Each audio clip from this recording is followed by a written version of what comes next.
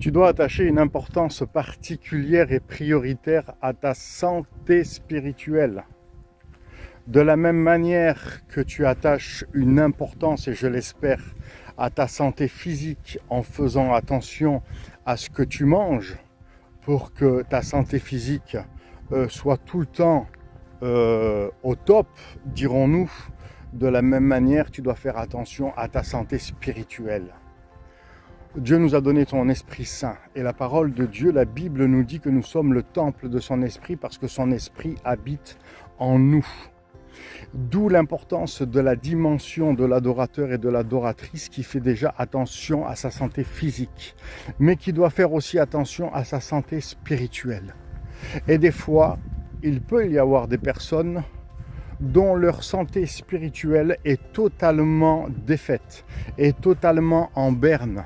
Et le problème, c'est que ça dure et que ça dure et que ça dure.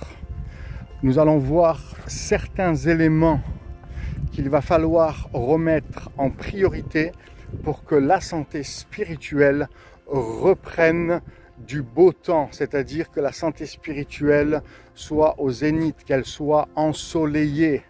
Bien sûr que dans la vie, il peut y avoir des saisons d'hiver, des saisons d'automne, des saisons de lutte, des saisons de combat. Mais ça, c'est pas grave, ça fait partie du package que Dieu nous a donné. Si nous faisons attention à notre santé spirituelle, nous pourrons traverser toutes ces saisons-là. Et ces saisons-là, en rien n'enlèveront notre santé spirituelle parce que nous avons fait ce qu'il faut pour tenir debout.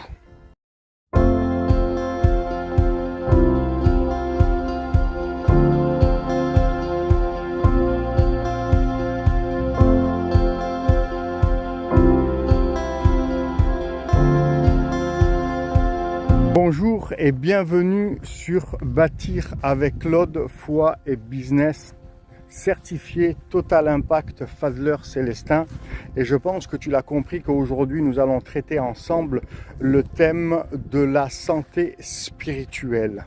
C'est un thème qui est très important pour traverser les saisons, pour traverser les déserts, pour traverser les incompréhensions, pour même traverser nos contrariétés, nos frustrations, etc. etc. Aujourd'hui, il y a plusieurs éléments que je voudrais voir avec toi qui ont pu fausser ta route quant à la santé spirituelle. Il y a, comme je le disais, la montagne symbolique sur laquelle nous pouvons nous trouver. Cette montagne peut être le religieusement correct, le politiquement correct, et on tombe facilement dans ces choses. Pourquoi ? Parce que tout simplement, on veut plaire aux autres. Sauf que Dieu nous a demandé d'être nous-mêmes, mais dans l'équilibre de sa parole, bien entendu. Il n'est pas question de déséquilibre ou de dérapage dans l'arrogance et dans un quelconque orgueil.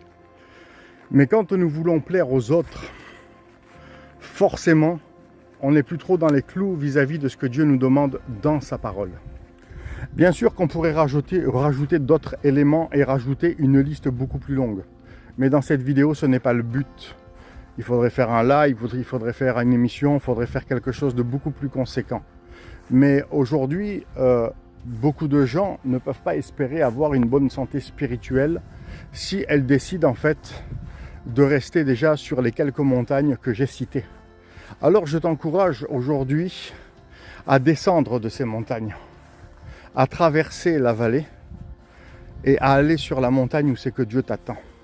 C'est-à-dire dans le lieu secret de ta chambre, de tout dire à Dieu, de laisser tomber toutes ces choses qui ne sont d'aucune utilité et d'aucune édification pour ta vie, et de laisser Dieu travailler dans ton cœur et de faire ce que Dieu te demande pour ta vie.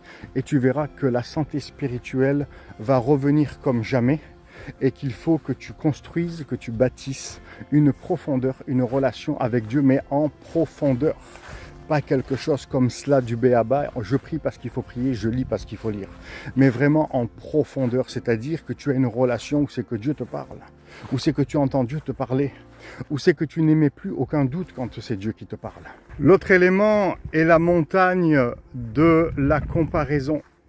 La montagne où c'est que nous voulons nous comparer aux autres. Ce qui peut-être au départ est d'une bonne intention, mais en fait nous nous apercevons très vite que se comparer aux autres sort encore du cadre de ce que Dieu a préparé pour nous. Parce que comment nous allons réaliser, comment nous allons savoir qui nous sommes en Christ et ce que Dieu a préparé pour nous, c'est tout simplement sur le mont Sinaï à l'image de Moïse qui a rencontré l'Éternel et qui lui a révélé son identité en Dieu, sa mission et ce qu'il allait faire. Je voudrais te partager encore un autre élément. Cet élément, c'est la montagne de la blessure. Beaucoup sont sur la montagne de la déception et de la blessure. Pourquoi? Je te donne un exemple très simple qui est d'actualité et qu'on retrouve partout. Des gens vont se permettre d'exercer un jugement spirituel. Je dis bien un jugement spirituel. Je ne dis pas un jugement charnel et je ne suis pas en train de parler de critiques malsaines, de critiques destructrices ou de critiques méchantes. Je ne suis pas du tout en train de parler de ça. Je parle des gens spirituels qui exercent un jugement spirituel et l'apôtre Paul en parle. Et dès l'instant où c'est qu'une personne peut émettre un jugement spirituel, il est de suite vu comme étant quelqu'un qui critique parce qu'il ne partage pas le même avis que les autres. Donc, à force d'avoir cette étiquette collée sur le front comme étant une personne qui critique, tu te retrouves blessé et tu demeures sur la montagne de la blessure. Je te remercie pour ton attention dans cette très courte vidéo et n'oublie pas que dans la description ci-dessous, il y a toutes mes informations. Tu peux me contacter par mail, tu peux prendre ton entretien personnalisé gratuit pendant 30 minutes. Si tu veux qu'on chemine ensemble et que tu as besoin d'un accompagnement sur le plan spirituel, je suis disponible. N'hésite pas.